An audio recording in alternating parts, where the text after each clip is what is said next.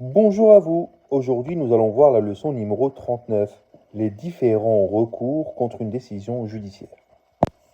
Les recours contre une décision judiciaire permettent de contester un jugement en fonction de son bien-fondé ou de sa régularité.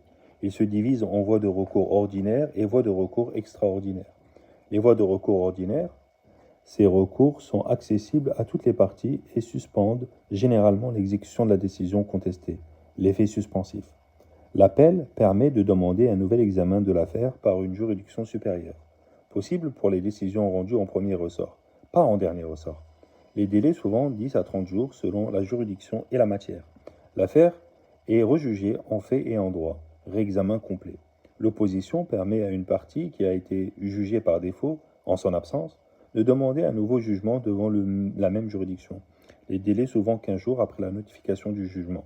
Si l'opposition est acceptée, le procès reprend comme si la première décision n'avait jamais été rendue. Les voies de recours extraordinaires, ces recours sont plus limités car ils ne concernent que certaines erreurs ou circonstances exceptionnelles et ils ne suspendent pas toujours l'exécution de la décision. Le pouvoir en cassation, porté devant la Cour de cassation pour les décisions judiciaires ou le Conseil d'État pour les décisions administratives, ne permet pas de rejuger l'affaire, mais vérifie si la loi a été bien appliquée. Les délais généralement 2 mois après la notification de la décision. En cas d'erreur de droit, la Cour de cassation peut annuler la décision et renvoyer l'affaire à une autre juridiction. Le recours en révision permet de demander un nouveau jugement en cas de découverte d'un fait nouveau qui aurait pu changer l'issue du procès, exemple faux témoignage, nouvelle preuve. Rare et strictement encadré par la loi. Le délai variable selon les juridictions, mais en général 2 mois après la découverte du fait nouveau.